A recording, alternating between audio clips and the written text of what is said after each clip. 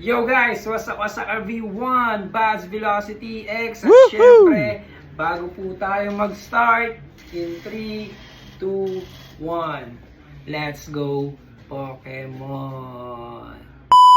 Okay guys, so for today's video, meron po tayong natanggap na regalo galing po sa aking asawa noong Valentine's Day. Kaya nga lang po late po dumating, kaya ngayon lang po natin natanggap. Okay? So ito po siya. Yan, so personalized t-shirt daw po ito mga lodi. So ipapakita ko po sa inyo. And syempre, maya maya po ito try on haul po natin. Yan, so open natin. Okay, so may nakalagay po dito na Liabi. Ito ang vlog ni Ate Liabi. So yan po yung shirt. Yan po yung front. Then ito po yung back. Yung back po is siya po yung nasa likod.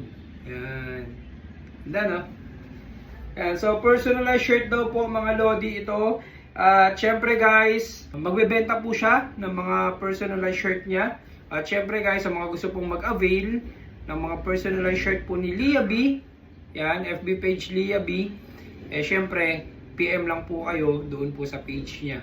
So ayan, meron po siyang etiquette dito. And meron po siyang print dito sa likod. And wala po dito sa lower. Okay, so guys, fit natin to. Ipakita natin guys yung fitting nito sa akin. So this is 3XL. Yeah, super laki. Super laki ng 3XL. Tingnan natin kung fit sa atin. Let's go! So ito na guys yung fitting sa atin. 3XL to. Nakakagulat yung mga in-order niya ngayon. May mga 2XL, 3XL. Pero sakto naman sa atin. So yan po yung front. May Liabi. Yan yung right. Yan yung back. Yan. Ito yung left. Then ito po again yung front. Yan. Yeah.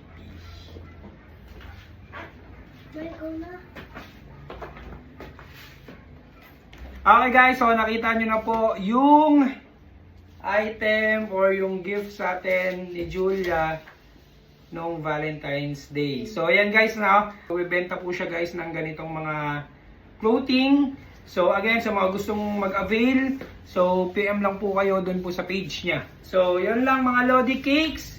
And again guys, sa mga nandito po sa ating YouTube, huwag niyo po kalimutan mag-like, subscribe, and hit the bell. At syempre sa ating page, don't forget to follow, like, and share. And again guys, Buzz Velocity X, peace out. Sana. Oh.